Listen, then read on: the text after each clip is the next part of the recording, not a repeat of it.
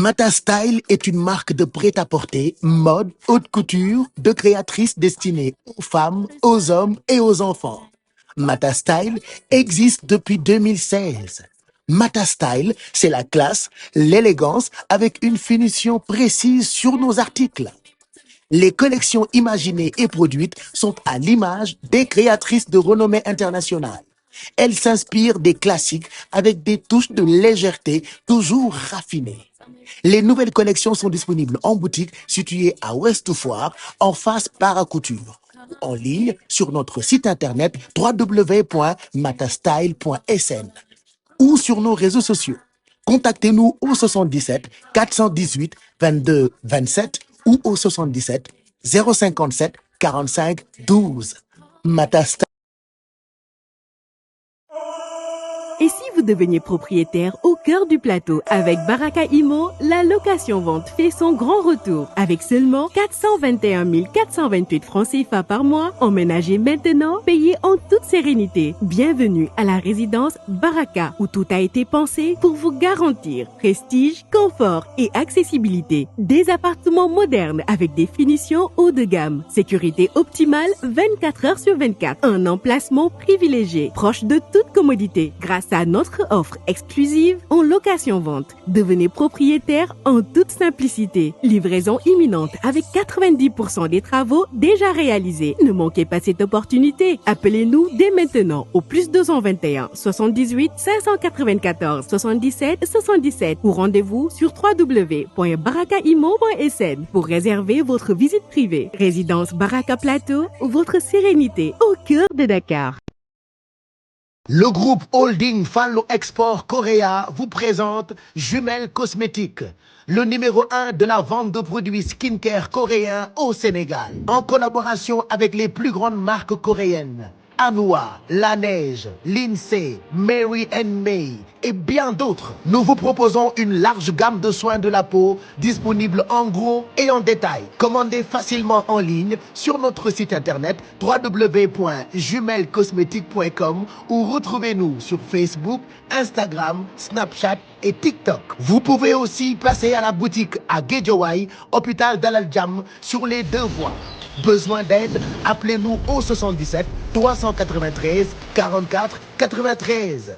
Avec Jumelles Cosmétiques, plus besoin d'attendre 1 mois ou 2. Passez votre commande et recevez vos produits rapidement en un clic. Jumelles Cosmétiques, toujours plus belle. Pour plus d'informations, rendez-vous dès maintenant sur notre site www.jumellescosmétiques.com.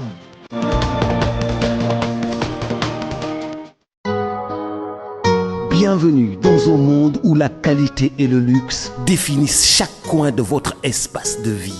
Que vous soyez à la recherche d'une pièce unique ou pièce maîtresse pour votre salon ou d'un ensemble de salles à manger ou design unique, KD Mobilier se positionne comme votre seul fournisseur à Dakar et à Saly. Nous sommes dans l'ameublement de luxe, dans la qualité, dans le haut de gamme et les meilleures finitions. Nos salons sont uniques. KD Mobilier, nous éclairons vos choix de luxe. Embarquez avec nous dans ce voyage à travers l'artisanat exquis, le design intemporel et la qualité inégalée. KD Mobilier expose pour vous comment enrichir votre intérieur avec élégance. Chez KD Mobilier, chaque élément est choisi avec soin, comme le bois rare, le cuir de haute qualité et les métaux polis sont utilisés non seulement pour leur apparence, mais aussi pour leur capacité à vieillir avec grâce. Pour explorer notre collection de meubles de luxe, rendez-vous au centre commercial Bin Abdallah, sur les 2 voies de Sacré-Cœur, derrière le Auchan. 78 533 28 28. Mail contact@kdmobilier.sn. Visitez notre site web pour toutes vos commandes www.kdmobilier.sn. KD Mobilier, mobilier haut de gamme, élégant et design.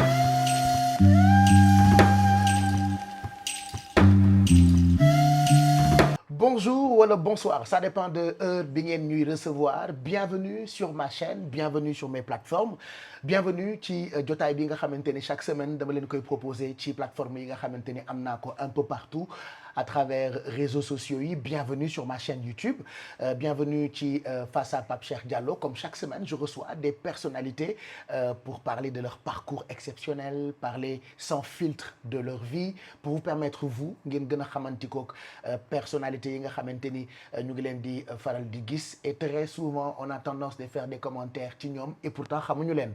Loolu moo tax may faral di dégg ñu naan tungu ne du teew ñuy nataal. Comme nag tungu ne du teew ñuy nataal, à chaque fois qu'il y a vraiment une personnalité boo xamante ni jar na ñëw toog waxtaan ak yéen, dama koy invité mu jàkkaarloo ak man face à Pape Cheikh. Et puis sans filtre, on parle, on discute. Ça vous permettra au sortir de ce très grand rendez-vous, sañ naa wax ni bokk na léegi ci jotaay yi gën a mag nga xam ni face à face lay nekk entre Pape Cheikh Diallo ak ay kilifa yu nekk ci dëkk bi. Tey nag ay beaucoup de plaisir, je reçois un amour. Voilà, pourquoi je dis un amour? Parce que elle revendique que c'est mon amour, man tam je revendique que c'est mon amour. Mais nag de temps en temps la ñuy gisante, moo tax tey gise bi bëgg nañu quand même mu jëriñ ko, parce que dégg naa borom xam-xam yi naan la parole libère, waaye bëgg naa itam mu jëriñ leen ngeen gën a xamanti ko ak ki nga xamante ni moo di Awa Baldé, ñu ko jege tuddee ko Baldouche. On a tellement de questions à lui poser tey ci face à Pape Cheikh. Awa, maa ngi lay nuyu, je suis très content moi aussi de te retrouver. Sincèrement, moi tu es aussi. trop belle quoi. Je suis à l'aise, je sais pas, je t'aime trop. mais jàpp naa ne sax mooy doon émission yu ma gën a neex. parce tu que penses hein? nit ku sori sama xol parce que man tamit bëgg bi nga ma bëgg dafa mel ni dama koy sentir quoi depuis que ñuy préparer émission bi je suis excité quoi à l'idée de savoir que tey yow lay jàkkaarloo. képp ku baax rek bëgg la. ndeysaan. honnêtement. yow da nga baax ah. képp ku baax rek da lay bëgg.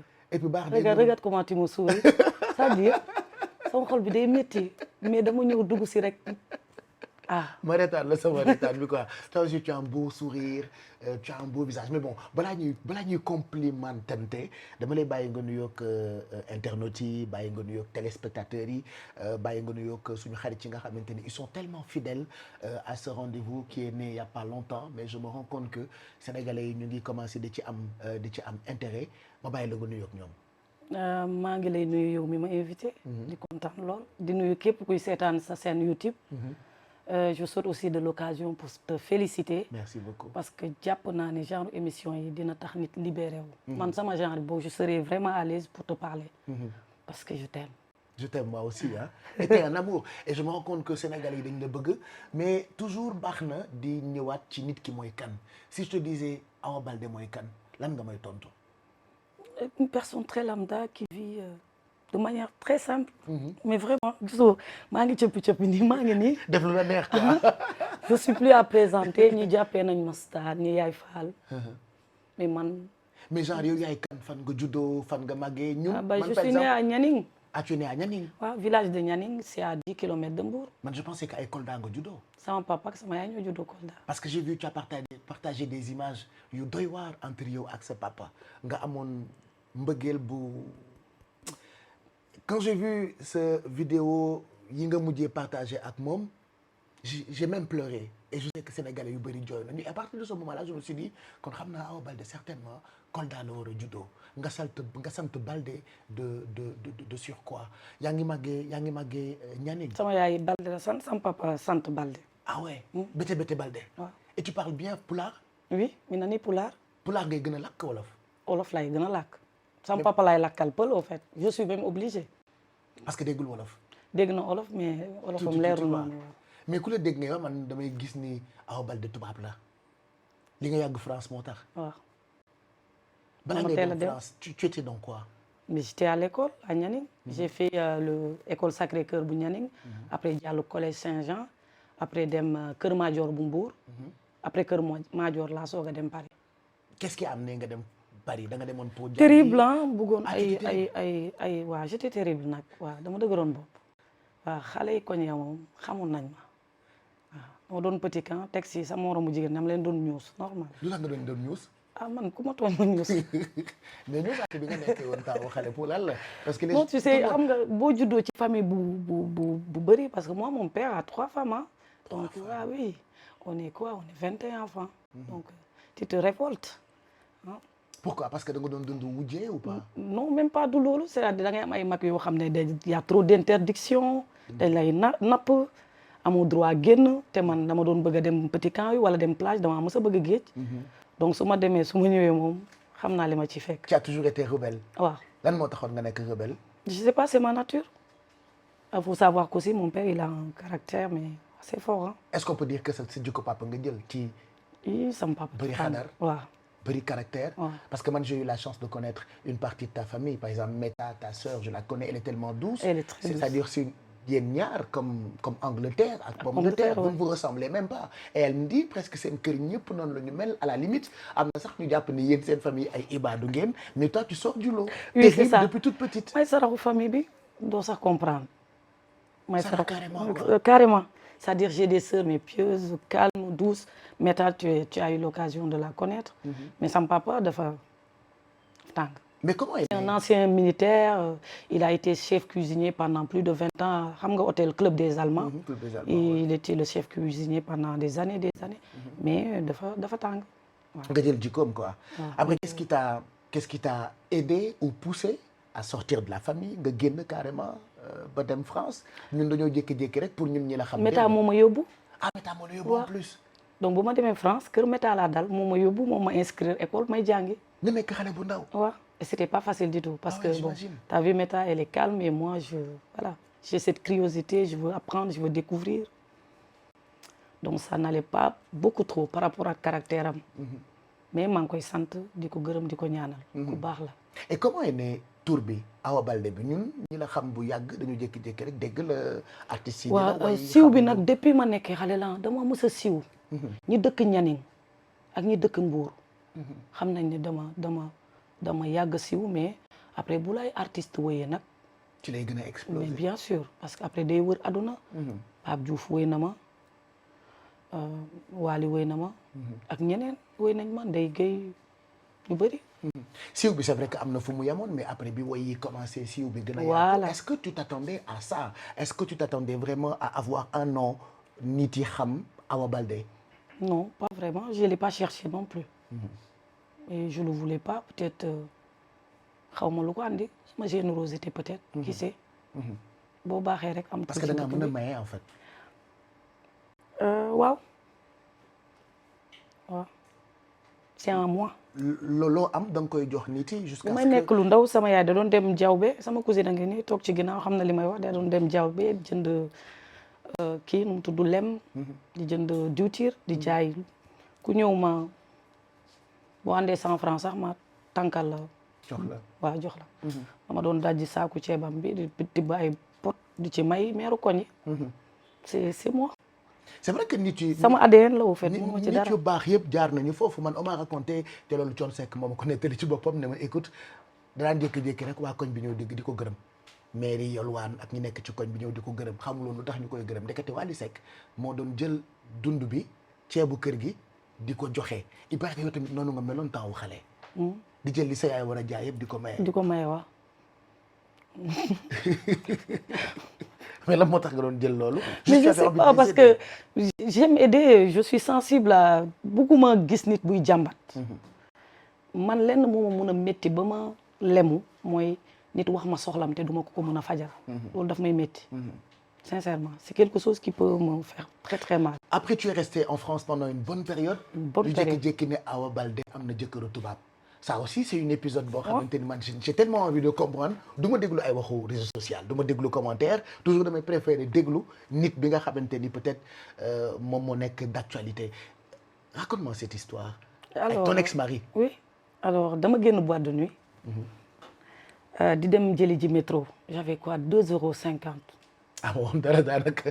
rien du tout da ngaa bankoon de Awa. trop oh ah je te dis hein. ma fekk ko mu tëdd ci mbedd sonn lool. ci mbedd ah. ci mbedd ma ne ko tap monsieur vous avez l'air fatigué vous voulez de l'aide mu yëngal bopp bi vous voulez un taxi mu ne nii arrêté taxi jàppale ko ba mu dugg ci taxi bi mu laaj ma sama numéro ma jox ko sama numéro mu dem ma dem 3 semaines après il m'appelle il me dit jamais personne m'a aidé. Est-ce qu'on peut se voir? ma ne ko oui mais je suis sans papier j'ai pas de papier. mu ne ma mais chez moi ne t'inquiète pas rassuré ma ne ko non aw ma papier te wóolu ma temps yooyu ñu ngi répatrier kii immigré yi donc j'avais peur ma ne ko soo bëggee daal mën nañoo gisee ci endroit boo xam ne siiw na dara du ma dal ndax man jigéen la Pour ta sécurité. pour ma Parce sécurité que tu avais peur. pour ma sécurité ñu joxante rendez-vous Phuket en plein été il faisait très beau je suis venue la petite gëm sama bopp la petite gamine africaine vraiment voilà qui se cherche teint noir. Oui. Donc du coup bi ñu toogee di waxtaan et tout mu ne ma je voulais te remercier tu habites où ma ne ko man ay Maliens laa dëkkal mu ne ti duñu xam fi nga jaar après chez Meta j'ai vécu chez des Maliens Mariem et Débé Parce que dañ la génne c'est ça. non parce que ça n'allait pas avec Meta j'ai claqué les portes je dis la vérité donc ma dem dëkkat Malien yooyu Mariem ak Débé ñu héberger la waaw carrément ñu héberger ma carrément vraiment donc bi ma xamante Daniel ñu toog nii di waxtaan mu ne ma comment ça se fait que t'as pas de papier t'as quel âge ma wax ko mu gestu ne ma tu connais le magasin là ma ne ko ah Louis Vuitton Oui, parce que Phuket c'est cool. mu ne ma vas-y je vais privatiser ça pour toi comme ça tu vas t'acheter des beaux sacs ma ne ko non je veux pas de sacs mu tiit ne ma et comment ça quelle femme qu'on offre des sacs de marque elle en veut pas ma ne ko man pourquoi ma ne ko parce que j'ai laissé une maman elle est pauvre je me vois pas gàddu sac bu cher te sama yaay di jaay ay ndugg ay. moom sa yaay mu ngi dem jaww bi di jënd ay diwtiir rek. mu ne ma léegi kon lan nga bëgg. ma ne ko 500 000 euros. mu ne ma mais t'as quel âge pour me demander cette somme d'argent t'es ouf ou quoi. ma ne ko c'est toi qui m'as demandé je t'ai dit ce que je voulais. Pape Seye bu ñu xuusee du baax de. Vas-y raconte-moi parce que j'ai envie que képp ku jàkkaarloo ak man wax sans filtre. dafay permettre ñu bëri ñu bañati bakkaar ou ñu xam exactement qui sont ces gens-là. mu ne ma entendu il m'a laissé un carte bleue ay caabi këram. ci bi ma gisee noonu rek. bi ma gisee jox ma ne si tu as besoin d'aide parce que on a eu à discuter sur la terrasse il faisait beau on a beaucoup parlé. ma xamal ko ne chez des Maliens la dëkk et tout. mu ne si jamais parce que tu m'as aidé je veux te rendre ça soo bëggee mën nga dem sama kër mais man je dois voyager. jël caabi jël carte bi mu jox ma code carte bi j'ai jamais utilisé la carte parce que j'avais peur. Il y a de quoi avoir peur hein. koo dimbali nii fekk ko ci mbedd bi may woo est-ce que tu vas bien est-ce que tout se passe bien et tout vraiment ma ne ko ça va donc quand on s'est revus on est parti louer une voiture il m'a mis devant la voiture j'ai conduit Paris-Luxembourg il m'a dit de l'attendre devant une banque. Il est sorti avec un paquet d'argent que je lui ai demandé. Il m'a dit, tiens, maintenant tu fais quoi? Automatiquement, ma woo sama yaay. Ne ko lan laa la waxoon naa la mos a fompal say rongoñ. Cheikh baax mën na lu ne. li ma am yëpp sama àdduna baax moo ma ko may. dama yàgg dimbali samay waajur nit yi xamuñu ma man dama doon dem di taxanil sama yaay domaine de Nianing di ko yenu fii sayu matt bi su ma ñëmu su may egsee tegal ko say bi mu ne ma sama awa yombe bi ñëw na dama doon dem mbaalu guddi ci mool yi guddi yóbbu siwo pour wutal sama yaay ay jën def ko ci siwo bi andil ko dama teel a jege sama yaay di ànd ak moom marché Mbour muy ndugg ma temps yooyu nafa moo xew maa doon gàddu sama nafa yaay mi mala dama teel a nag macha allah muus mun a compter ma la doon jox nafa bi def ci xaalis bu sëggee jël kilo après ma génne xaalis bi fay gestu benn paa di ñaan xaalis paa bu màgget ma jël ci sama xaalisu yaay bi tibb jox paa bi tiit ndax li ma ko jox xam na ne à mon âge c'est pas mon âge mu ne ku jur ki sama yaay tourné awa yombe looy def nii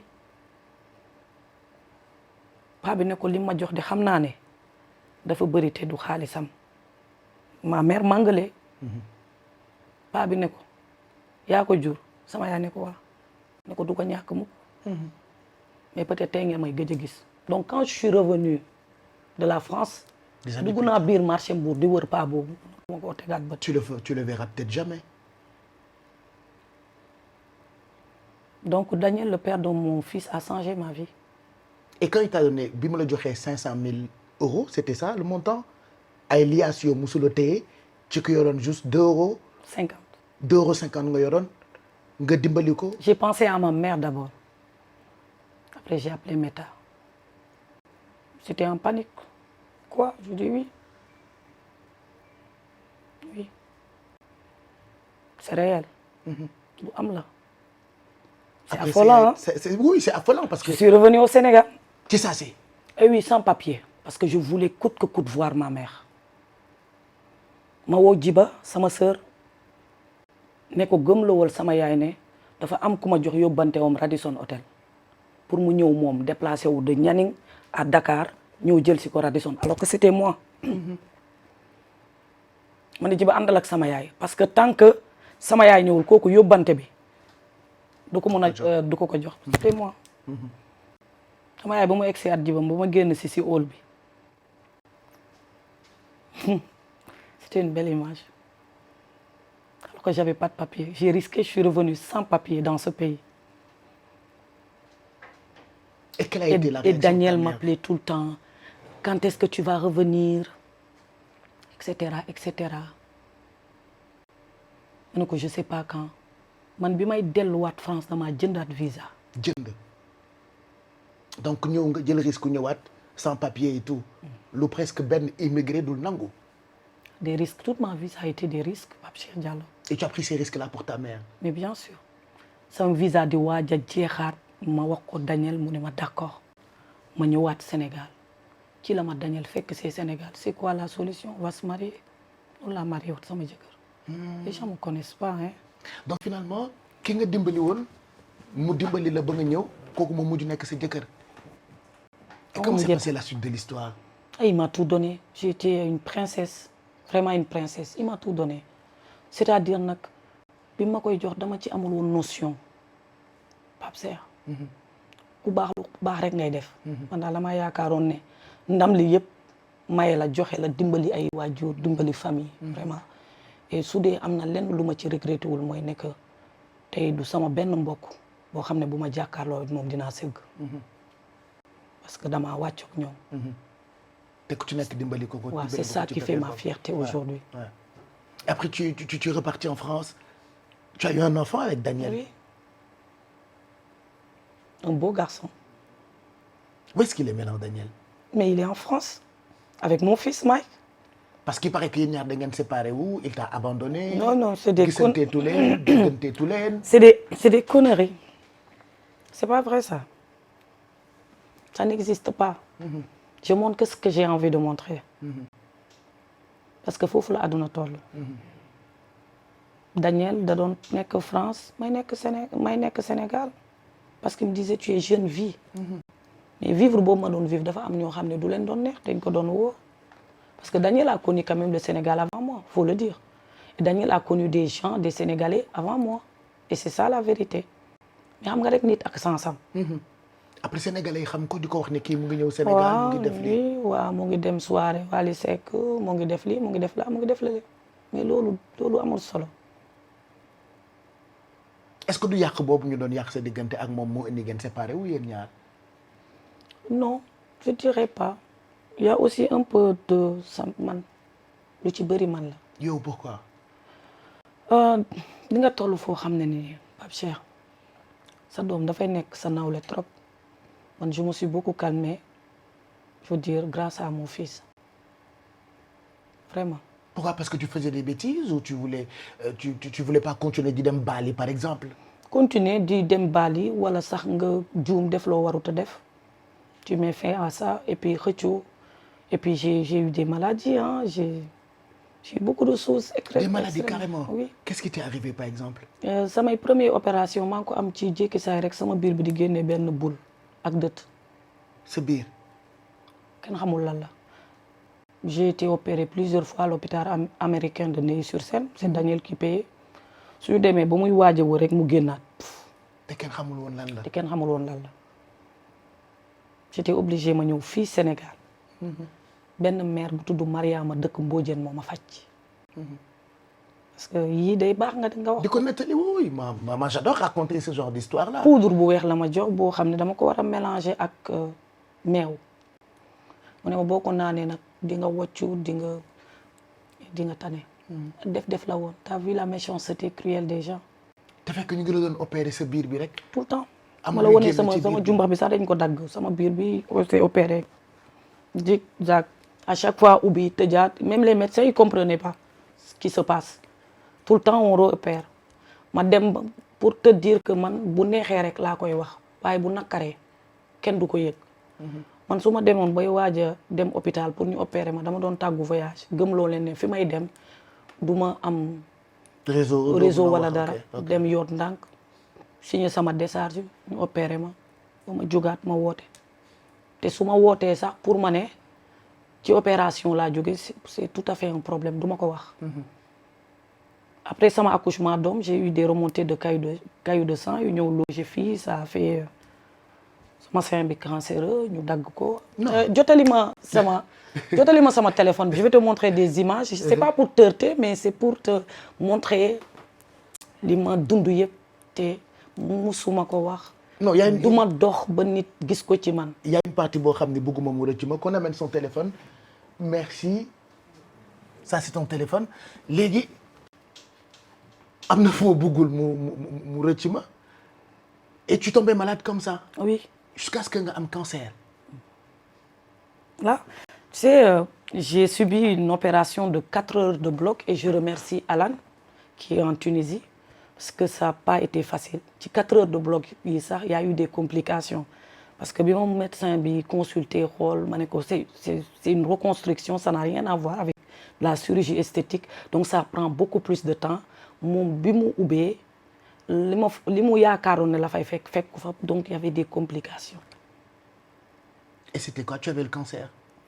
non ça loolu def nañ ko ba pare fallait que je reconstruise sama sein bi mu xaw a jël forme tuuti tu vois parce que ça touche quand même ta féminité. Vraiment. c'est grave hein, ce que tu es en train de me raconter comme ça c'est-à-dire jusqu'à ce que tu tombes malade comme ça di feebar di nekk hôpital duñu gis li la jot. te lu gën a grave mooy maanaam bon. non je voulais pas regarder ça je vais pas vous montrer ça mais aïe aïe aïe aïe aïe aïe.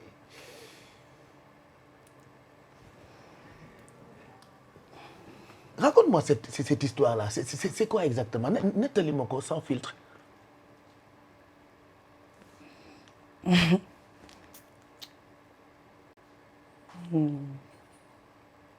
feebar la tout est là dans la tête man maay dugg 4 heures de bloc yeewu sous anesthésie 2 heures de temps après ma rocc ci fil yëpp di dox c'est là Pape Cheikh man du ma naan garab xam bopp buy métti du ma naan Doliprane c'est là. Déjà radio hein. Bah oui mais quand ils t'ont annoncé que ween bi am na tumeur. on a tout fait. am na cancer c'est-à-dire dañu opéré xam nga dangay opéré nga faj ba yaakaar ne wër na mu jógaat mu yeewaat day mel ni luy nelew rek kenn xamul lu koy yee. et quelle a été ta réaction quand on t'a annoncé ça. Oh, rien du tout. imagine nga nekk xale. man xam nga dafa am sa benn émission bu ma seetaan nga ni man dinañ ma dëbb. te duma mokk.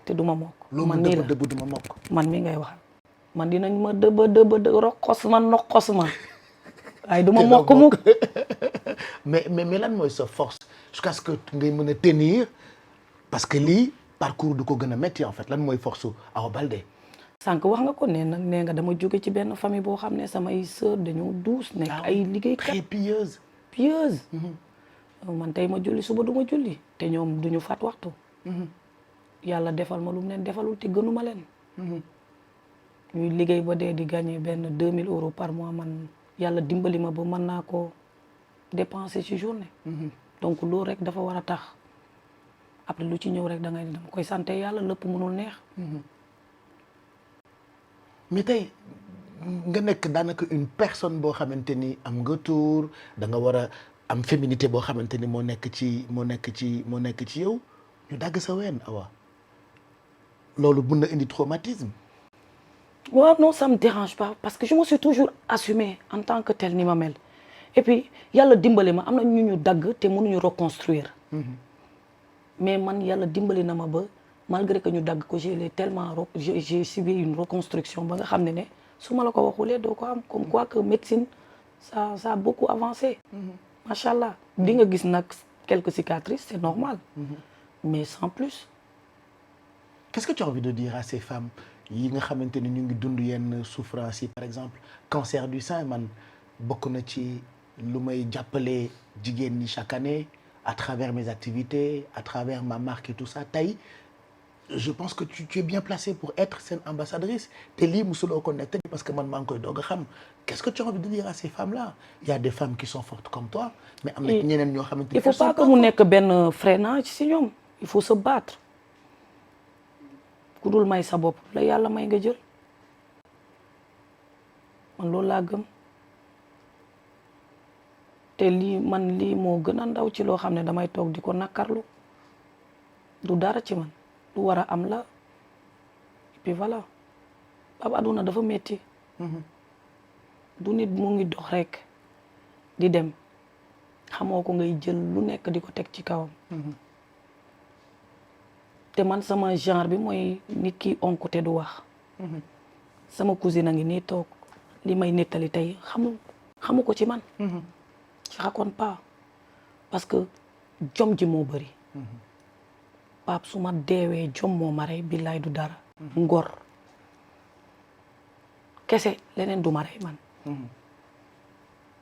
mais est-ce que le fait que parce que apparemment da ngay nëbb souffrance bi di wane jàmbaarte gi nekk ci yow musuloo indil ay problème par exemple bien sûr je souffrir naa ci ba am dépression j'ai raconté ça j'ai consulté j'ai pas honte de le dire un psychologue monsieur Diouf je pense mu nekk fii Dakar su ma juumulee wetu foire dem naa quelqu'un de très bien à l'écoute def naa ci moom 5 séances est-ce que ça t'a aidé beaucoup énormément et am na ñoo koy wax sax ñu jàppee la dof nit xoolal ma sama tubaab bu ñuul bi li muy wax ni waxu dof la le fait que nga nekk au devant de la scène tu es tout le temps heurté en permanent wax yu ñaaw yi nit nga rek da ngay ressentir doo ko bëgg a nag manifester wala nga wone ko parce que da ngay ne boo wonee sa faiblesse ñu jaaree la fa teg la ci suuf parce que souvent dépression day nekk signe de faiblesse oui, bien sûr. Et c'est bien que maintenant les gens en parlent moi j'en ai parlé man j'ai été tellement dépressif que au passage maa ngi koy nuyu Nogoy mu ngi dëkk Grand Dakar madame Ndiaye su ma dem dafa mel ni da ko doon sentir su ma demee këram doomam yi ñëw ma dimbali ci sama dépression su ma demee damay uuf Aysatu wala ma uuf crevette wala Fatou rek ne tekk moom it du wax ak man mel ni da koy sentir mën naa def 2 heures de temps uuf xale bi rek ne lan la ma ne ko dara j'avais besoin de ça chaleur humaine et lu tax xale yi parce que y a pas plus sincère que les enfants et dama jàppoon ne li taxoon j'allais pas bien ku ma ko wax di nga ma juger wala doo ma comprendre c'est difficile de se faire comprendre di nga jote at nit sax génn yuuxu du ñu comprendre que ne li mu la def la di koy interpréter neneen man bu ma demee ba toog Sénégal sama biir kër nit ñëw accuser ma que ne maa ko woo téléphone saaga te xamuma existence am musuma ko gis regarde comment c'est grave comment on peut créer tout un tas de choses pour nuire une personne. C'est parce que tu as vécu ça nit ñëw accuser la ne yow da nga ko saaga. dama ko woo saaga ko ndey alors que yëguma tinuma kooku jour boobu laa xam ne existé na musuma xam ne existé na loolu doyu ko mu ne xaaral ma làbbali yóbbu ma kaa Dakar waxal ma fa ay wax yu ñaaw footballeur ëmb wax ju bon ju nekk au nom de quoi juste un nom d'un homme. te li ñuy wax yëpp amul. non alors que jigéen dafa war a soutenir jigéen mais léegi est-ce que xam nga ne jigéen yaa yàq seen moromu jigéen yi. c'est incroyable. parce que damay dégg femme yàq femme aussi. ah waaw c'est man moom dama ko lu ma dund la. te yàggul dara li ma lay wax nii lu ma dund la lu une réalité. c'est vrai qu'il s'est passé tellement de choses dernièrement maa ngi gis say sorties mais balaa say sorties yooyu noonu du léegi nii nga commencé dund ay rumeurs. ay dund naa fi d'abord bi ngay nekk France ba bi ngay ñibbi Sénégal sa diggante ak Wally Seck on a tellement parlé de ça. xaar ma toogee nii xam nga sama kër laa nekk xam nga tamit j'adore ça mais Pape daal man mais maa ngi nii de d'abord France ba nga fa nekkee ñun fii Sénégal dañ doon am ay rumeurs sur toi sa diggante ak Wally Seck par exemple non. y en a même qui disaient que da nga doon génn ak Wally jamais de la vie Wally c'est mon frère jamais xam nga man dama jàpp ne ñàkk jom la Wally nekk sa frère nga di ko teral ba pare di am lenn looy sekkat moom ni da ngay bëri personnalité mënuma sekkat Wally loolu xam nga loolu c'est te rabaisser dama sànni nag donc loolu c'est pas toi non ça ne me ressemble même pas ça sera jamais moi jamais mais coow li bëri woon na de ci sa non diggante ak Wally ma ne wane comme bi ma moogee woowee ci liggéey maa ngi jël samay position ouais, tu es chez toi fais ce que tu veux comme bi ma moogee wooluwee ci liggéey pour ma dem vraiment par rapport ak sama snap bi et tout ñu ne damay am lu ma sekkat mu alors que mu da doon toog ni ma toog ni ay gelam toog ni kon yéen ñaar sequ leen dara musuñu sekk dara mais rumeur je baaxul de sais parce que faire la c'est-à-dire man je sais faire la part des choses je ne mélange pas cadre professionnel ak leneen bokkul moo c'est mon frère et man quand je dis une personne c'est mon frère c'est parce que c'est mon frère fin de l'histoire mais yéen ñaar fan ngeen xamante j'ai pas de contact ba ñu war a am ay rumeur ni ne yéen ñaar da ngeen di génn voilà Babacar Diaspora moo ma woo téléphone présenté ma moo ne daf ma soxla pour ma ñëw Amérique ma am sama visa 10 ans ñu waxante ma dem man ci ñi nekkoon Las Vegas tey yow xam nga Babs Diaspora bokkoon naa ci ñi doon tëdd 20 heures yeewu 6 heures du matin man muy nag dëkk boo xam ne lu ne am na fa nga mënoon laal ci oto yi génn dem ca casino yi wala dem defi balaat wala ki musul am ña fa nekkoon dinañ seetaan vidéo bi te dinañ ko confirmer à part déglu ay alxuraan ba guy gi mbër fekk ma fi may dégloo 6 heures du matin alxuraan ne ma yow nit ku yéeme nga bi ma nekkee ci kër gi ba léegi dama la seetlu da ngay teel a yeewu teg say alxuraan di ko déglu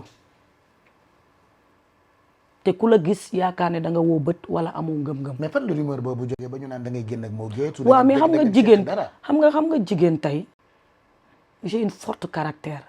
très forte caractère attention oulala. j'adore ça. ah non mais cher moi je sais que beaucoup d'hommes m'adorent je le sais. ils osent pas arriver. dañ la ragal quoi. bien sûr. ils ont peur quoi ndax caractère bi. waaw alors que je suis tellement douce. mais fan la loolu jógee rumeur boobu. ah mais je sais pas les non-dits les trop-dits les dira-t-on mais dugal nañ jël naa la fi vidéo di la mbalak parce que quand je te vois je suis heureuse. tu es mon amour. tu comprends ñu ne temps yi Pape Cheikh la nopp bu subaa buñ ma gisee ma ànd ak maa ngi tooñ léegi sama chauffeur bi Antoine un jeune homme que j'adore il est très gentil. Et man j'aime bien lancer des mots doux j'aime voilà j'aime bien man dama bëgg di complimenter nit di wax nit lu ko neex di nenga nit waaw bu ko defee nag yow mën nga koo gisee neneen mais musul am je le dis et je me répète man lu am boo ma laajtee ma ne la lii wa am et c'est ça la vérité mais amul mais moo géet sa xarit la quand même c'est mon frère yàggul dara génn naa défendre ko li tax ma défendre ko dama jàpp ne woo na ma Amérique fay ma ci kaw fay ma teral ma defal ma lu baax lu ne ñu ànd ci neex nekk yéeg ci jet privé yi dem ci yacht yi tey bu problème amee du ma fàtte loolu wala may def semblant que ne musul exister ci sama vie non loolu du yëfu góor et d'ailleurs il y avait pas que moi mais t'as pas remarqué j'étais la seule à sortir à un moment donné dama doon dugg sama statut ne way ngir yàlla génn leen bah oui sortez manifestez-vous dites ça merci wala un petit je sais pas un petit mot non nañu waxante dëgg et ndaanaan yombul waay. ñan nga bëggoon ñu génn. non non. ñi lekk. non ñoom de lekk nañ te waxuñu. non moo ñi mu compa la bëri. waaw loolu laa wax ñi lekk te waxuñu. man de boo ma lekkalee problème am te waxoo damay dem xoj la. la nga lekkoon génn li dal moo nii ah dal na ma nag. ah ouais. dal na la c'est-à-dire nga dem ba amatuloo. non xam nga te gisatuloo ñëw doo ne xam nga di nga am mais amoo looy joxe. loolooy dëgg. ni da ngay wax dëgg. man j'ai pas honte de le dire. man jéem naa toroxlu jéem naa dof-doflu jéem naa jël ay taxi jéem naa wax sénégalais wili wili piw 1 euro xalal pour ñu fàtte ma ndax bëgguma siiw pour ñu fàtte ma toroxlu naa seen kanam yërëmtalu naa seen kanam dugg naa taxi sama kanam bi di ñàkk niin pour rek ñu jël ma beddi ma teg ma fee mais seetlu woo man sama étoile bi lan la siiw te du ma xew yi mukk ana ñi ma bokkal génération fi ñu jaar dama sonn fàtte leen ma mais je suis au bout de ma vie. C'est une dinguerie cette histoire. C'est parce que là, tu as envie qu'on t'oublie. Ah ben oui. Et je me suis rangée. Tu en as marre? Mais plus que marre, j'en ai ma double claque. Tu n'as pas compris ce que je viens de te dire. Une meuf sortie de nulle part que je ne connais pas, elle prétend dire que Mako Wosaga côté Amoul. Mais avant cette meuf-là, il y a eu tellement de choses. Dès que nous fait avec Aziz Ndiaye, Baye Ndiaye, tu as fait des lives, tu as fait finalement feuilleton le Nekon, épisode sur épisode. Moi, je faisais partie des Sénégalais, ils donnent John Set Snap. Tous les jours, ils donnent ça a une vidéo pour que tu expliques ce problème-là. Barne quand même pour des gens comme moi. Expliquez-le. Nous, des gens rigolent, mais j'ai envie de comprendre. Aïe, ouais. ndaw si papa may ñoqati te bëgguma ko ma ñoqati. Non dama lay ñoqati parce que sama xol nga. te fii dama bëgg ñuy waxtaan sans filtre. Donnez-moi de l'eau. On lui amène de l'eau s'il vous plaît la production. Mais qu'est-ce qui s'est passé et finalement man à un moment donné quand je te regardais je me disais kii est-ce que li ma dal dalu ko est-ce que amul dépression est-ce qu'elle ne souffre pas mentalement parce que la fille que je regardais je la reconnaissais plus. Pape loolu ay journaliste génn nañ wax ci ay wax yu métti. C'est là où ma vie a commencé à basculer. Ah ouais? Ah oui. Si loolu dafa yàq sama aduna.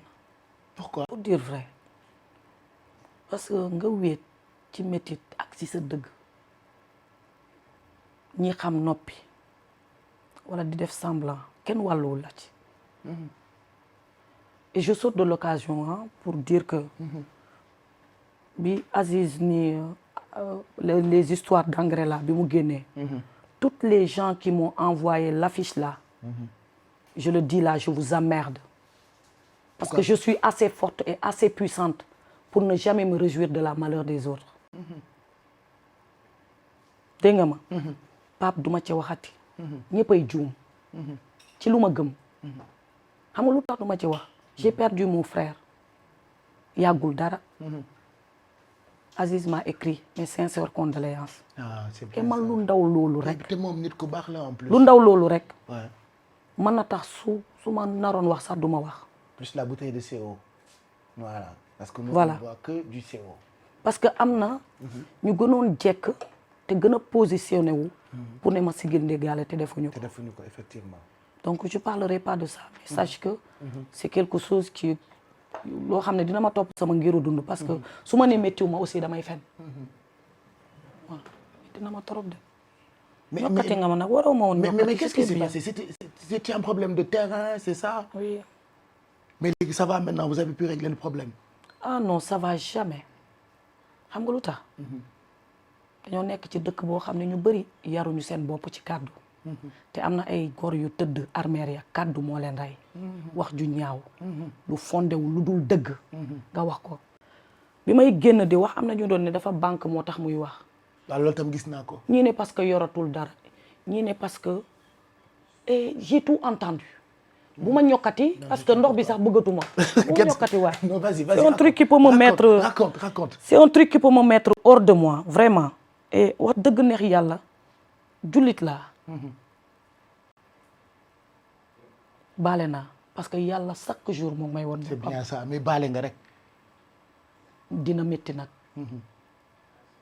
des fois sax sa xol bi dina yëngatu mais da ngay lutter je lutte je me dis toujours dans ma tête je suis plus grande que ça je suis plus forte que ça mais c'est un truc boo xam ne cauchemar quand je te dis que cauchemar mais vrai cauchemar au fait ma mel ni kuy dof may waxtu ma faible lool gisuma kenn wàlluwuma ñi ma waroon wàllu xam lépp ba pare di dëgg seen tànk ci loolu et si ces mêmes gens là ñoo retourné bi ñuy déggee problème mu engrais bi envoyé la pour wala ni kay peut-être am na lu ko dal sa ak yàlla atte na leen ku ma ko wax egg na lu ma ko je me réjouis jamais de la malheur des autres. Ah oui kenn du réjouir non ci non sooru non jàmbur sax. c'est pas moi. Ouais. Je suis puissante pour être au-dessus de et puis ça. nit ku baax nga en fait. ñi waroon wax ak dox si buñ ko doxoon wax ci rek kon fi mu egg du fa egg man ci li ma gëm. et des fois nit yi dañoo mën a seetaan. ah oui ah oui. te ñiy seetaan sax ñooy ruutale. mais comment tu fais pour supporter yooyu noonu yëpp dernièrement aussi j'ai vu que def nga benn sortie parce que am na lu ñu la waxal. nga dem porter plainte waaw mais le fameux Ousmane Bala mbete xale bu am 12 ans wax yaa métti nag attouchement ma mel ni ku vierge. la ilaha illallah pa wax yaa métti nag waaye Ousmane Ba mi dañ ko yónni de. waaye lii du dëgg waaye. qu'est-ce qui s'est passé man dama gis. j'ai vu des vidéos sur les réseaux. on m'a envoyé dafa dugal ku ma musul gis xamuma ko mu def postam poste bi lépp lu mu wax sax général na foot mais attouchement bi daf ma métti nag aw ma 12 ans. mu ne yow yaa ko doon def attouchement wala yow doon def attouchement non notre premier ministre actuel que moi je dis que voilà ce mot-là. Subhanallah. Comme si je suis une petite fille, moi j'ai 12 ans pour subir des attouchements, mais allô, réveillez-vous quoi. Ouais. C'est facile aujourd'hui. Les gens sont libres, sont trop à l'aise pour détruire comme ça. T'as pas besoin de détruire pour arriver à tes fins. Bu dee gëm nga yàlla dëgg qui mènent leur guerre seul nag boo dee jàmbaar dëgg da ngay dem xare. te bañ a sonal kenn bañ a ci laaxaale kenn bañ ci boole kenn. man mii di wax ak yow je le dis parce que su ma ko waxulee fii ñii am samay contact di seetaan samay statut dinañ ma ragal. mais man dama doon posté di bind njaay ci Ousmane j'étais pas d'accord. mais quand il s'agit que c'est pas la vérité je peux aussi me permettre sans ma ànd ak moom mais c'est pas la vérité. c'est pas la vérité dëgg la. c'est ça parce que tout ma baaxul en fait ah. dafa métti. yàgg naa dégg lu nekk waaye wax baare yi. dafa métti à touche. daf la métti quoi le fait que ñu wax ni da nga doon def loolu. j'ai mon fils quand même. quand même. et j'ai mon fils il a 12 ans il a un téléphone. am na loo xam ne dafa rafetul sax. aduna toj. maa ngi jàkkaarloo di wax mais yaa ngi ressentir li may ressentir. parce que li may yëg yow xam nga ko ndax dund nga ko yow mi dem ba waaja téppéeral.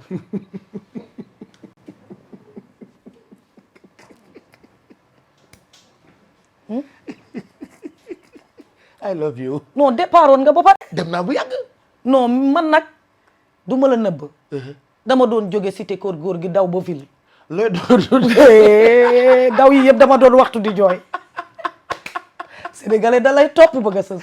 mais ñii dañoo doy waar wax yu métti yu méttee métti te Pape ñu la jege ñoo lay yàq c'est ça qui fait mal. moi je m'en fous des gens au dehors que je ne connais pas. mais ñi la jege. mais ñi ma jege. mais pourquoi ils sont comme ça pourquoi mais je sais pas je pourquoi ils veulent détruire pourquoi c'est-à-dire pourquoi ils sont animés par ce sentiment de vouloir détruire. man dama jàpp ne mal-être bu profond la. ña genre nit yooyu soxor ak di inventer at vie ak di yàq ay nit boo gestoo seen enfance te violé nañ leen wala def nañ leen yu métti. wala am nañu ay séquelles. waaw wala ay séquelles. donc dañu xaw a aigri parce que c'est triste. am na koo xam ne bu sa dund neexee sama genre yi nga xam ne damay yeew di teg musique di sol caaya. que bëgg ma ñokkati nañ ma bàyyi ci sama rukku. sangoo naa fukki mbàjju di def semblant di nelaw te musuma nelaw te teewul dañ may fekk ba sama néeg diri mbàjj yi ñokkati ma ci kaw sama lal je fais comment. et si je parle on dit que tu dois pas parler mais pourquoi je dois pas parler. Pape nit yi dañu reewantu rek te reewuñu. yow man ku ci nekk suñu neexee ñu reew. mais nag ki reew ne maa tey lu ma neex def ak ki ne jombale naa ko kese fi ne. te nit da ngay toll foo xam ne da ngay ne non je lâche prise. c'est bon ça suffit enough. loolu la rek. mais nit yi duñ ko comprendre noonu. xaw ma cri de cœur la xaw ma damay waxtaan ak yow. oui dañuy waxtaan pour que nit yi mën a mais vraiment métti na. ça te fait mal ba léegi. mais bien sûr parce que li te lu gën a graaw képp ku ma jëflanteel nga ne juum naa ci yow baal ma àq. ay taxit nga tase ak ay nit ñu plusieurs fois juum naa ci yow. baal ma àq parce que rumeur yi wax yi ñuy dégg la. waaw. mais bi ñu woowee sama nit wax ko ne diw moo ma woo saaga ma da ko gëm ba dee bi mu ñëwee dafa débarqué saaga ma gëm ne man parce que dañoo jël benn étiquette koleel ma ko mooy nee nañ dama bëri histoire mais bëri histoire taxul amoo yar amoo comportement bu baax. amoo looy jommal sa bopp. mais bien sûr quelle que soit la proximité qu'on a toi et moi. mais cela ne me donne pas le droit de te manquer de respect virgule. te loolu nag dafa bokk ci sama yar. barki démb yaa ngi woon fii fekk te nekkoo fa woon. on t'invente une vie. maanaam tu apprends des choses mais bien sur toi. sûr man awma Facebook bay gis luñ may dugalal ak luñ may bindal et d'ailleurs ça ne m'intéresse pas et ñi ma xam dëgg xam nañ ne luñ ma bindal amuñu droit yónnee ma ko je n'aime pas ça. te nit ñoo la koy yónnee en fait. mais bien sûr j'aime pas voir bëgguma gis lu ñaaw je ne veux pas le jour que tu tâches de venir me dire que Awa Baldé dégg naa lii ak lii damay jàpp ne yow yaa ma ko wax. parce que pour man da nga ma war a fajal mais waroo maa apporter. bu dee nit nga. et puis les gens qui font ça dañuy fàtte ni yow am nga connexion. dañu fu ne mën nga fa dugg. oui bien sûr finalement on vit la même chose oh, parce oui. que bu nit yi waxee mën nga ko bañ a yëg d'habitude c'est les gens autour de toi ñooy jékki-jékki ne la ko faaj. yónnee la ko sa téléphone comme si ils ont envie de faire mal. ces gens-là qui revendiquent dañ la bëgg. c'est grave après finalement est-ce que siiw am na njëriñ Awa Baldé. pour te dire la vérité. non. démb doon tey du ma siiw. parce que tu en souffres. énormément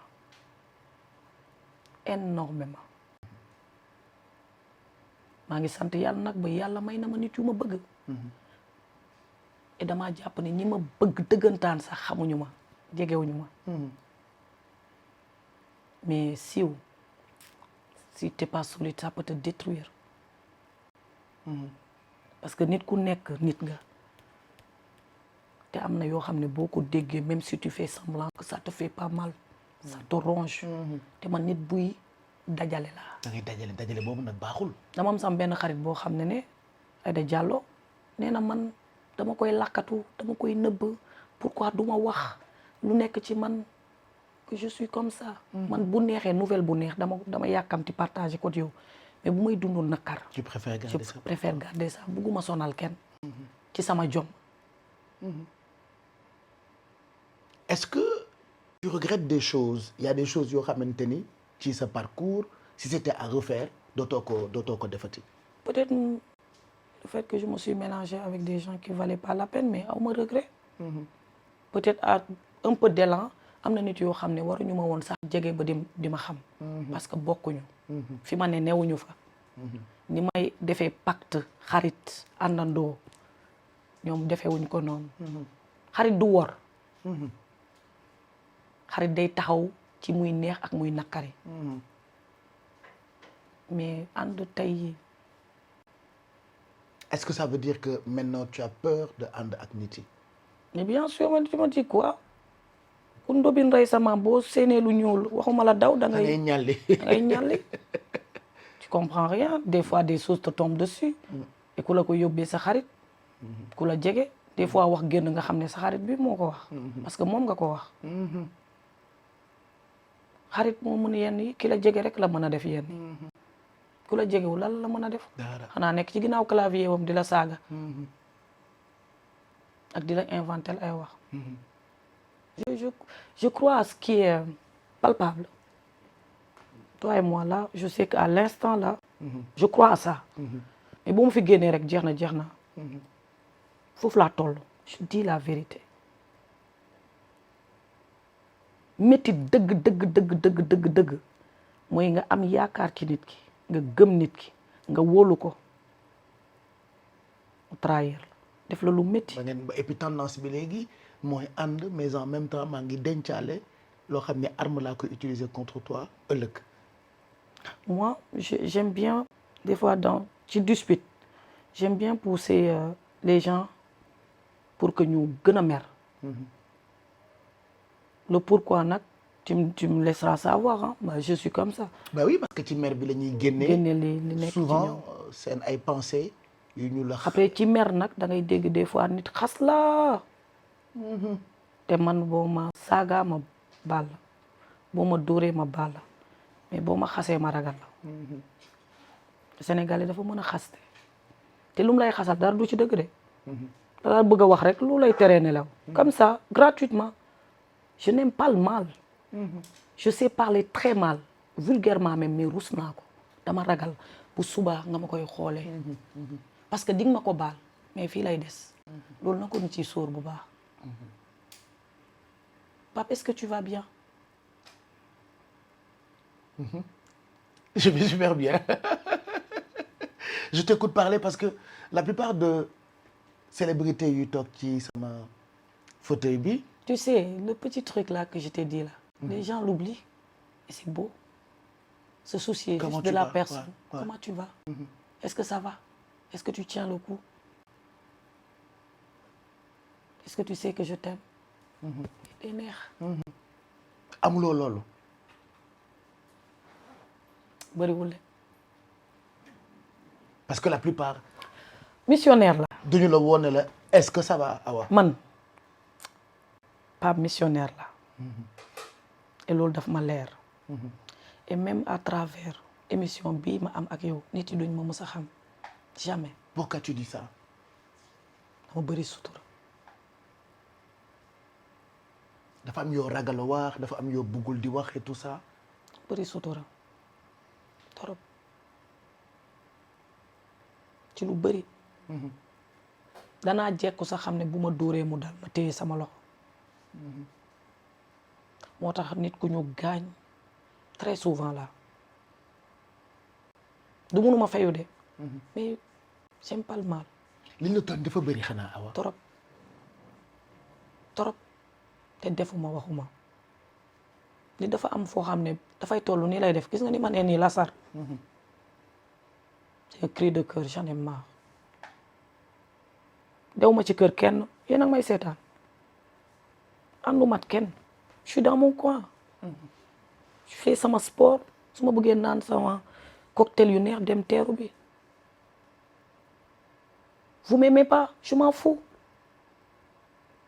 mais que vous ne m'aimez pas ou que vous ne m'aimez je suis là j'existe et c'est réel xam leen loolu xale may dëkk waaye maga may daal mën ngeen ma rokkos ma nokkos ma ay du ma mokk de doo mokk waaw. lu leer laa leen wax nag bàyyi leen yi ngeen di def cri de cœur la émission bi dama waat ne dinaa fi toog parce que dafa yomb nga ñëw ci émission di jooy pour ñu yërëm la bugguma ku ma yërëm je déteste ce sentiment là du ma ko def sànq ba léegi je me retiens. Je sais, ça se sent en fait. C'est pour ça que des fois je te regarde parler parce que jooyu ma pour que maa ngi sentir ni quand même le mal est profond. jooyu ma pour ñu kuppati parti boobu noonu ne andeysaan et pourtant nit ku baax la mais je m'en fous de votre opinion yàlla rek a xam ki baax ñun dañu góorgóorlu rek. te nit lu mu bon am na lu baax ci moom. on retient ça. vous envoyez beaucoup de gens caar meere ya te xamoo leen ko ci seen i kàddu seen i sos seen i wax yu ñaaw ak seen i jëfin te jaru ko dafa yaatu ku nekk nga jël li nga war a jël sans ce et je te bouffe c'est quoi cette sorcellerie ah tant que teguñu la ci suuf rek doyaluñu duñ la bàyyi. Je rigole parce que tu as tellement raison. Non mais c'est vrai de. Attends, c'est bon. Et puis tu as l'impression que dañ lay lekk. Non, c'est de la pure sorcellerie. Pure et dure. waaw maa ko wax noonu lañ lay def. topp la ba nga sëy plus que ñokkati même di la kar bu seetlul boo génnee man Met Gala bi coow li dama maa topp de ndax damaa rouge windeelu rek acca Ousmane Ba après kaca kee ne génn. Ah parce que boo génnee rek il faut que ñu créer dara. je sais pas man parce que loolu laa ko jàppee dan mooy seen problème vraiment man soo ñëwee sama kër sax ngay xam nu may dundee je ne veux pas d'entassement. benn salon 3 places là benn pouf. télé simple. mais tu y a vis pas de simplement. mais simple je te dis sama néeg mooy maal yooyu noonu ça me rappelle un peu mon père dama ci defarlu. fa laay def sama drap yi ak sama sac ba ak sama benn tokku lal. Eh, rien d'extraordinaire. Quand même. Oh, lâchez-moi. Oh, je suis fatiguée. Hein. Et Wallahi, je le dis avec... nañ la bàyyi nag quand même. nii laa koy waxee rek. Ouais. mais man bu ma gisee ku may def sax dama lay ragal parce que dama baax Pape Cheikh billahi je suis une bonne personne man mën naa xañ sama bopp jox nit dama mën a sagal nit dama mën a taxawu sama nit bugguma sama nit nekk ci tolof tolof combien de fois je me suis sacrifié combien de fois nit bu ko xeebal benn effort am bu ndaw ndaw poos nag mooy diis gën waaye fii rek moo mën a joxe l'essentiel le cœur mais je sais que dina métti de parce que dañ ma kar nag sotoo ma ay dinaa mës a egg de Pape dina mës a baax dama ko gëm lan moo leen doon déranger le fait que nga am tour am dëkk France am jëkkër am doom am xaalis ñu lay woy je sais pas parce que loolu moo leen peut-être doon déranger ou pas ndeysaan am naa rek ndeysaan nag xam nga dama mën a nag kii dama mën bés nag ndeysaan waaw mën nga sañ sa mën nga teranga waaw mën nga baatare teg ci waaw ndeysaan xam naa yooyu yëpp ça m'a joué des tours ah là là mais est-ce que si c'était à refaire te ñi tax xam gisuma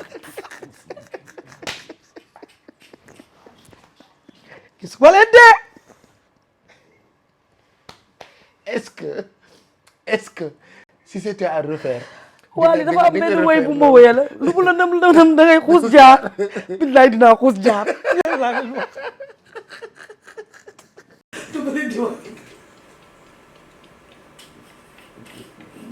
caméraman baa ngi ree mais nag quand même ñi dañ la war a bàyyi nag yooxu nga leen jooy nga reetaan nga mais nag la bàyyi toroxlu naa sax dem naa jël liggéey boo xam ne du sax sama métier dëgër fit rek ama ci jom dugal ak am jom ni un euro xalal génneen naa leen solo gaa ca ma gën ca ma kon yal na ko ñëpp am bëgg rek ñu jàmmal ma ñu bañ ne déedéet la may jàmm ñi non lakkat nañ la dégg mais quand même mais tu sais qu'est-ce que je me dis derrière tout ça il y a une forte admiration quand même parce qu'il n'y a pas que ces gens-là il y a aussi d'autres qui t'admirent bien sûr et c'est ce qui fait le charme de cette vie-là te man loolu laa gëm et il y a plein de gens qui t'admirent il y a plein de gens yoo xamante ni man damay jot ay nit ñu may wax ni damaa bëggoon jàllale sama publicité ci Snap Awa Baldé côté boobu tamit man jàpp naa ne mooy côté positif waaw ca liggéey boobu des choses waaw Pape maa ngi lay ñaanal maa ngi lay ñaanal yàlla may télé bu mag ba nga woo ma ma toog ci fauteuil ma nit di dérouler ay émissions parce que j'ouvre ma télé très bientôt je l'ai ko defee may dérouler ay émissions annoncé naa ko semaine bi damay ubbi sama télé mais bopp même loolu sax après nañ xamoon nañ ñaar ñii dara leerul que dañuy génn ñoom ñaar mais après tamit you never know non moi je suis une très très belle femme attention ah ouais ça c'est sûr tu es trop belle je crois trop en moi oui dama gëm sama bopp mais bu loolu yëpp weesoo waaw am na quand même côté yu neex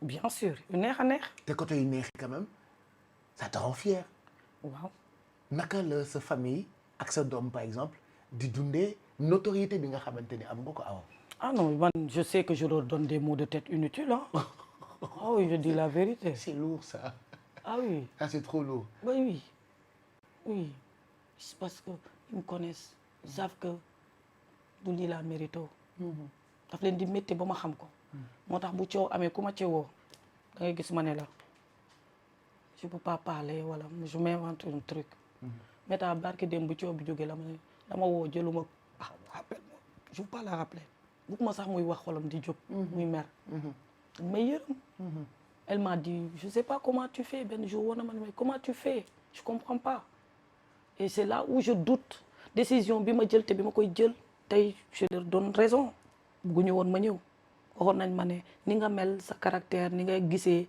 sa vision c'est pas pour le Sénégal mais moo tax nga ñibbi si Sénégal aussi toog fi yàgg fi nii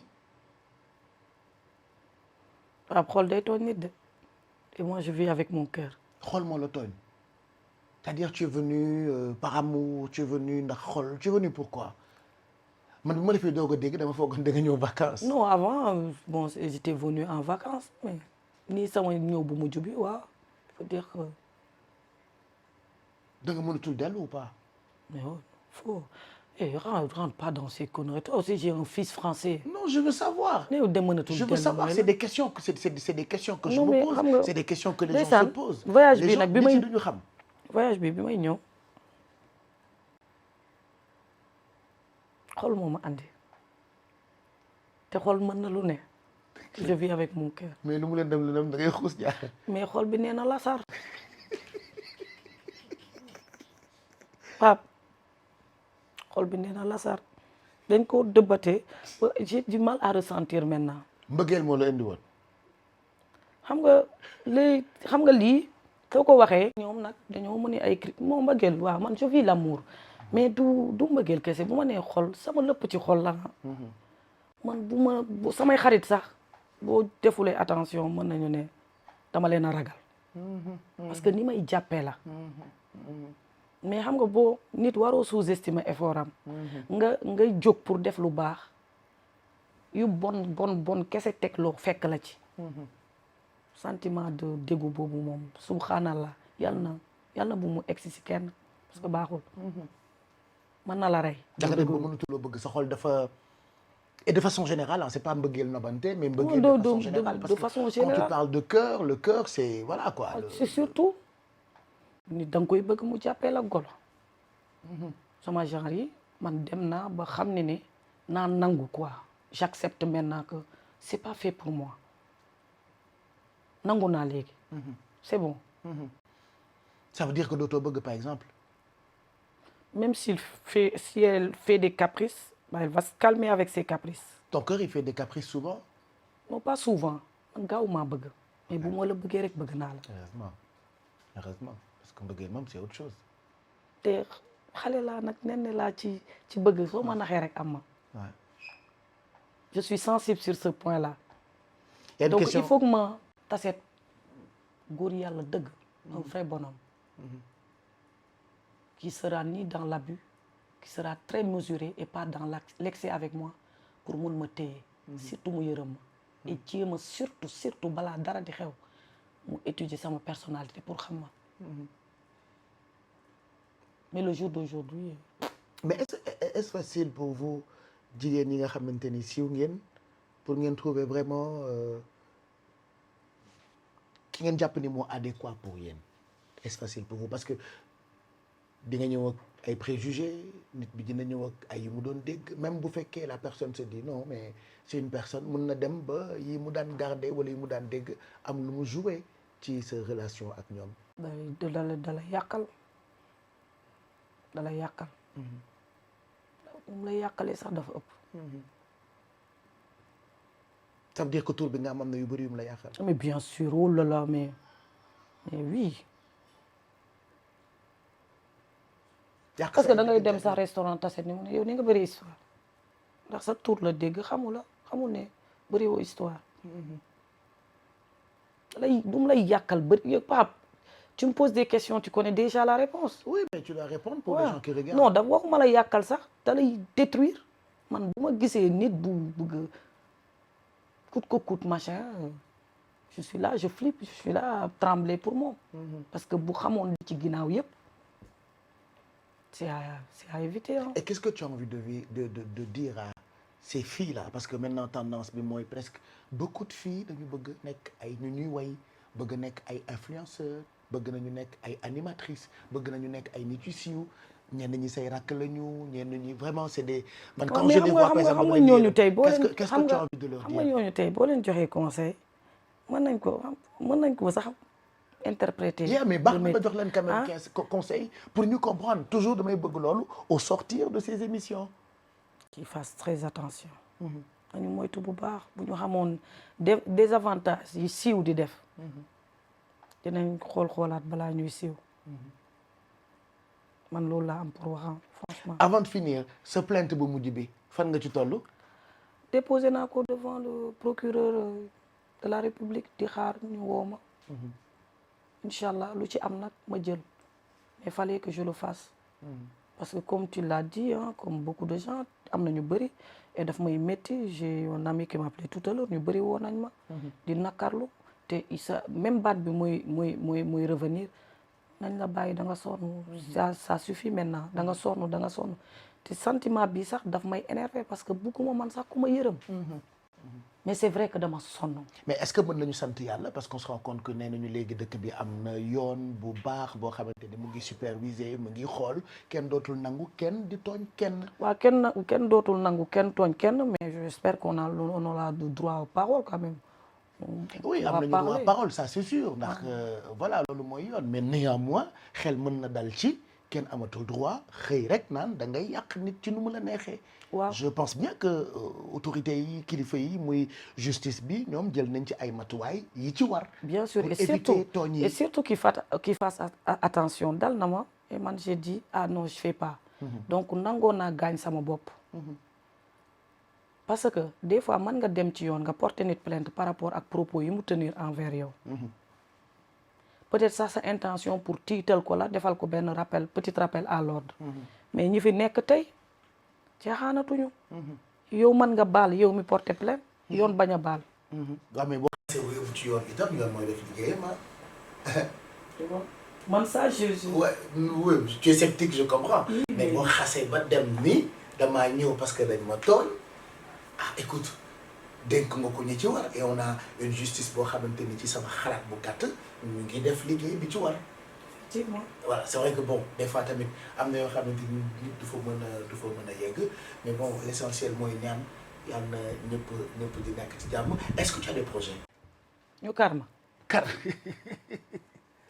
waaw na ngay ragal ñu kar la carrément. dama ni def naa lu ne nee naa la def naa lu ne rek pour ñu fàtte ma.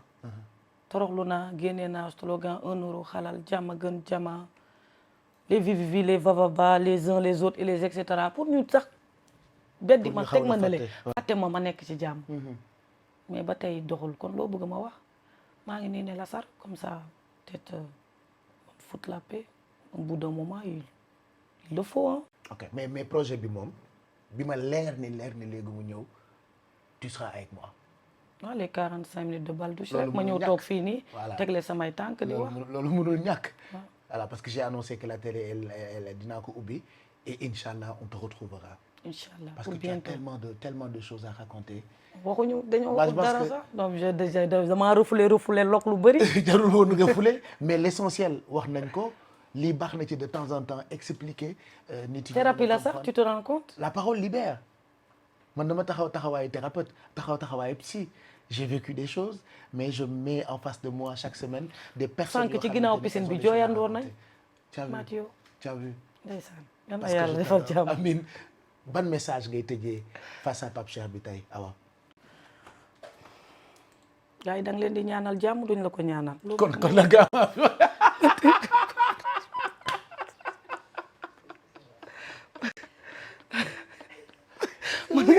parce qu'on a tendance à vraiment maa ngi ñaanal Sénégal yëpp jàmm. maa ngi kontaan man damaa ne jàmm gën jàmm ba sonn yal na ko ñëpp am. dañ lay def lu la naqari quoi mais néew mooy ñaanal leen rek. parce qu'ils sont pas tous ñoom ñëpp meluñu comme noonu qu'est-ce que tu as envie de leur dire. ah xaaral naan ndox rek. moo gën a rafet waaw ci CO bi qu'est-ce que tu as envie de leur dire pour finir. Pape. nañu seetaan rek yàlla baax na. mais amoo loo leen di ñaanal. loo bëgg ma ñaanal leen. jàmm gën jàmmaa yal na ko ñëpp am man mus. dama am jàmm. ah quand même. non je vous le souhaite tout le temps mais vous ne me loo bëgg a mais ci j'ai l'impression que da nga mere ñii. da nga mere ñu ci ëpp quoi pas sénégalais. mais bien sûr parce que c'est pas gentil d'avoir des jugements comme ça envers les gens alors que tu les connais pas ni dadan ni def nit yi dañoo am ay xol. méttitu xol a ngi rey nit yi ñëpp a ngi reete kenn bégul loolu nga bëggoon dégg. eh waay kuy jooy manta nax kuy jooy waay ñëpp a sonn on est fatigué compressé dëkk bi métti nga nar ci boole ay wax yu métti ay xaste ay wax yu ñaaw buñ la dugalee cas Dakar tey sa benn ennemi ndeke am nañu fukk ak juróom yu féete ci ginnaaw rek juste pour te salir loolu dafa am lu muy jouer boo dee jigéen war a dem sëy ki ñuy waxal wax yi yëpp maa ngi nii ça me fait très mal oui je suis en colère déjà contre ma personne est-ce que j'ai bien fait d'être venu au Sénégal mon pays que j'aime est-ce que j'ai bien fait j'avais la paix là-bas vraiment ñoo ma defar nag te maa ngi leen koy santé ndax nee naa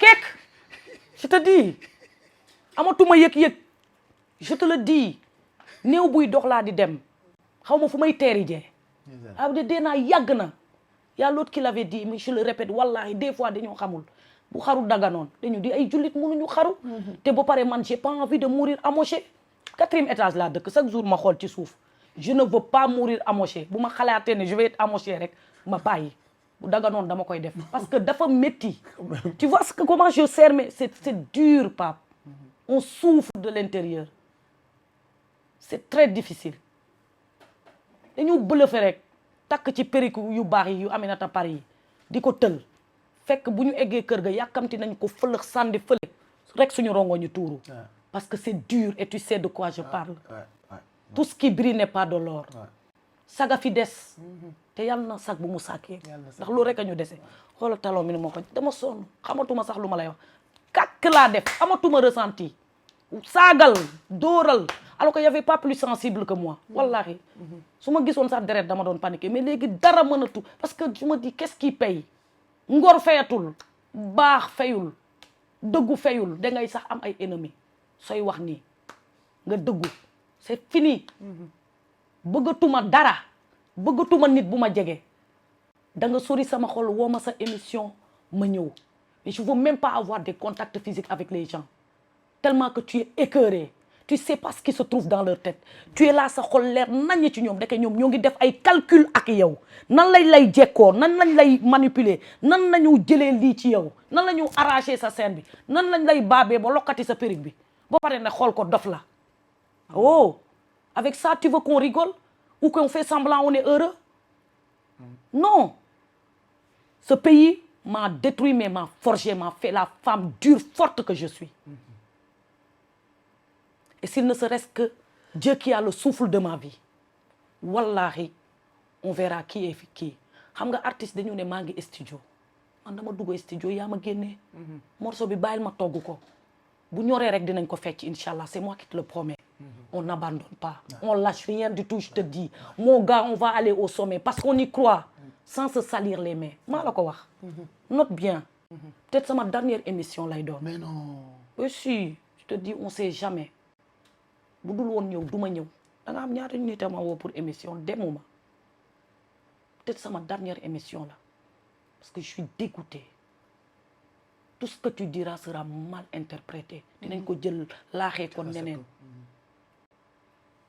képp kuy ñëw ci yow dafa am centre d'intérêt wam et dama am ci yow intérêt ah na nga ko xam intérêt bi mooy am naa cri de cœur am naa lu mu métti maa ngi koy jéem a jàllale ci sa émission bi pour nit yi xam ko keneen moo ngi ñëw ci yow parce que am na centre d'intérêt waaw mais na set centre intérêt bi na set et des fois c'est malsain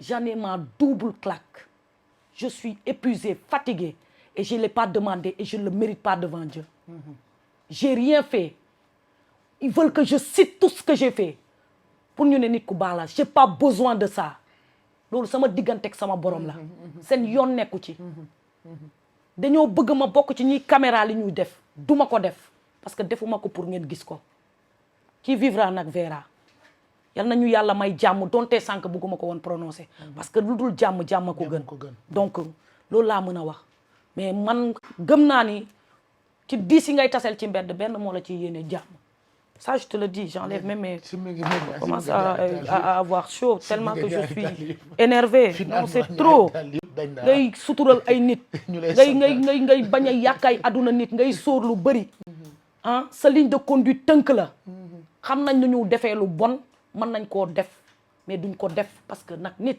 dafay am loo xam ne da nga koy bañal sa bopp mais xanaa xamoo ne ñu bëri ñuy def lu bon nit yaa leen di pousser pour ñu def lu bon parce que tellement que dañ leen koy tegal ni ay ñu bon nañ ba dañu ne ah c'est bon tout le monde dit que dama bon kon xaaral ma dem boni tu savais ça ñu bëri loolu moo leen dal dañ leen di topp mais man ay yow ana brique dure sax maa ko mais et je monte tout le monde en l'air. Non, mais et puis ça, et je suis la femme que je suis moi. Tu es une femme forte. Et je me suis fait toute seule. Ouais, tu es une femme forte. Et on m'a mis par terre, je me suis relevée. On m'a remis par terre, je me suis relevée.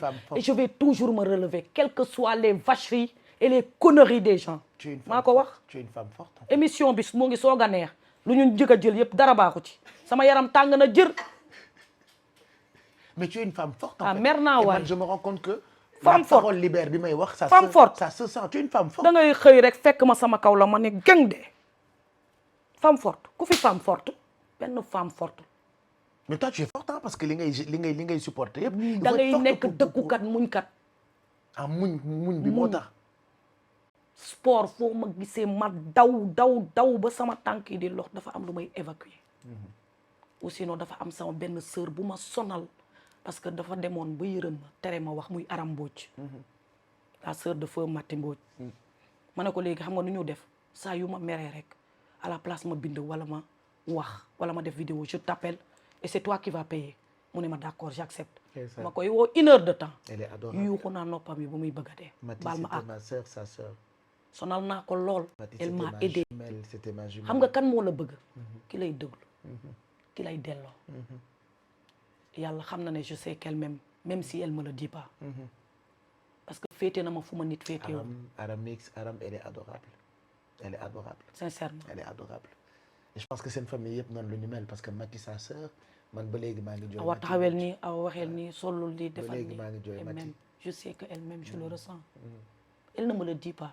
c'est pas une personne qui parle beaucoup. déedéet mën naa nekk ci dëkk bi at duma ko gis. mais je sais que je peux compter sur elle. et loolu la nit di doyee nit. mais jugement de valeur yi dafa bëri léegi. bruit de couloir yi. te jaru ko man je veux savoir le centre d'intérêt c'est quoi. qu'est-ce qu'on gagne en salissant une personne. qu'est-ce qu'on va gagner. rien du tout. peut-être que ça leur fait plaisir.